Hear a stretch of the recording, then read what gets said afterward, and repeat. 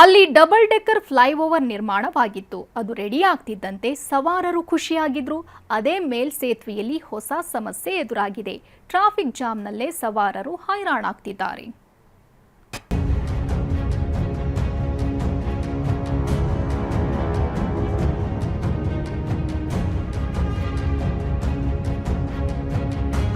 ಗಿಜಿ ಅಂತಿರೋ ವಾಹನಗಳು, ಮೇಲ್ಸೇತುವೆಯಿಂದ ಸರ್ರ್ ಅಂತ ಬರ್ತಿರೋ ವಾಹನಗಳು ಕೆಳಗಿಳಿತಿದ್ದಂತೆ ಟ್ರಾಫಿಕ್ ಜಾಮ್ನಲ್ಲಿ ಲಾಕ್ ಆಗ್ತಿವೆ. ಅಷ್ಟಕ್ಕೂ ಡಬಲ್ ಡೆಕ್ಕರ್ ಫ್ಲೈಓವರ್ನಿಂದ ಖುಷಿಯಾಗಿದ್ದ ಸವಾರರಿಗೆ ಈಗ ಅಸಲಿಯತ್ತಿನ ದರ್ಶನವಾಗ್ತಿದೆ.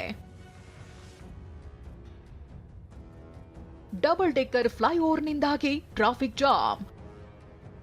ರಾಗಿಗುಡ್ಡ ಮೆಟ್ರೋ ಸ್ಟೇಷನ್ ಬಳಿ ಸವಾರರು ಹೈರಾಣ.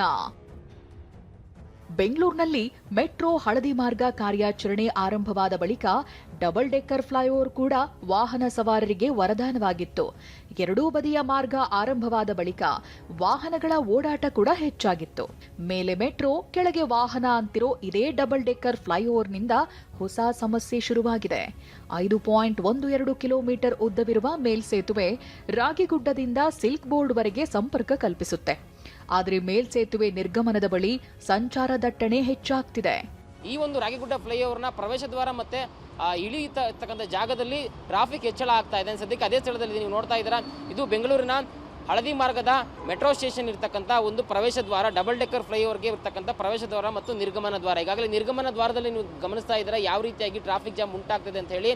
ಇನ್ನು ಪೀಕ್ ಅವರ್ಗಳಲ್ಲಿ ಬೆಳಗ್ಗೆ ಆಗಿರ್ಬೋದು ಅಥವಾ ಸಂಜೆ ಪೀಕ್ ಅವರ್ಗಳಲ್ಲಿ ವಿಪರೀತವಾದ ಟ್ರಾಫಿಕ್ ಧರಣೆಯನ್ನ ವಾಹನ ಸವಾರರು ಎದುರಿಸ್ತಾರೆ. ಅಷ್ಟಕ್ಕೂ ರಾಗಿಗುಡ್ಡ ಬಳಿ ಇಳಿಯೋ ವೇಳೆ ಬಾಟಲ್ ನೆಕ್ ವಿನ್ಯಾಸ ಮಾಡಲಾಗಿದೆ. ಇಳಿದ ಕೂಡಲೇ 200 ಮೀಟರ್ ಅಂತರದಲ್ಲಿ ಟ್ರಾಫಿಕ್ ಸಿಗ್ನಲ್ ಕೂಡ ಇದೆ. ಹೀಗಾಗಿನೇ ಟ್ರಾಫಿಕ್ ಜಾಮ್ ಆಗ್ತಿದೆ. ಇನ್ನು ಪೀಕ್ ಅವರ್ನಲ್ಲಂತೂ ಕಿಲೋಮೀಟರ್ ವರೆಗೂ ಜಾಮ್ ಆಗ್ತಿದ್ದು ವಾಹನ ಸವಾರರ ಪಾಡು ಹೇಳತೀರದಾಗಿದೆ. ಇದನ್ನು ಬೇರೆ ಕಡೆ ಬಿಡಬಹುದಾಗಿತ್ತು, ಇದು ಬಾಟಲ್ ನೆಕ್ ಆಗಿದೆ. ಟ್ರಾಫಿಕ್ ತುಂಬ ಆಗ್ತಾ ಇದೆ. From day one it's waste ಆಗಿದೆ. ಅಲ್ಲಿಂದ ಬಂದು ಇಲ್ಲಿ ಕಾಯುವಂಥದ್ದಂದರೆ ತುಂಬ ವೇಸ್ಟ್ ಆಗಿದೆ. ಇದಕ್ಕೆ ಸೊಲ್ಯೂಷನ್ ಬೇರೆ ಮಾಡಬೇಕು. ಇದು ಒಂದೇ ಅಲ್ಲ, ಸುಮಾರು ಕಡೆ ಇದೇ ಪ್ಲಾನ್ ಮಾಡ್ತಾ ಇದ್ದಾರೆ. ಇಂಜಿನ್ಗಳು ಇನ್ನೂ ಇದಕ್ಕೆ ಎಚ್ಚೆತ್ಕೋಬೇಕು. ಸಂಸದ ತೇಜಸ್ವಿ ಸೂರ್ಯ ಕೂಡ ಈ ವಿಚಾರ ಪ್ರಸ್ತಾಪಿಸಿ ಎಕ್ಸ್ ಖಾತೆಯಲ್ಲೇ ಡಿಸಿಎಂ ಡಿಕೆಶಿ ಕಾಲೆಳೆದಿದ್ದಾರೆ. ಈ ಬಗ್ಗೆ ಪ್ರತಿಕ್ರಿಯಿಸಿರೋ ಡಿಸಿಎಂ ಅಲ್ಲೊಂದು ಫ್ಲೈಓವರ್ ಮಾಡ್ತೀವಿ ಎಂದಿದ್ದಾರೆ. ಅದಾಗಲೇ ನಮ್ಮ ಲೋಕಲ್ MLA MP ಬೇರೆ ರಾಮಲಿಂಗಾರೆಡ್ಡಿ ಅವರೆಲ್ಲ ತಿಳಿಸಿದ್ದಾರೆ. ಅದಕ್ಕೊಂದು ಸಪ್ರೇಟ್ ಎಸ್ಟಿಮೇಟ್ ಮಾಡಿದ್ದೀವಿ. ನಾನು ಸ್ಪಾಟ್ ವಿಸಿಟ್ ಮಾಡಿದ್ದೀನಿ, ನಾನು ಟ್ರಾವೆಲ್ ಮಾಡಿದ್ದೀನಿ. ಜನ ನಂಗೆ ಹೇಳಿದ್ದಾರೆ ಅಲ್ಲೊಂದು ಹೊಸ ಫ್ಲೈಓವರ್ ಮಾಡ್ತಾ ಇದ್ದೀವಿ.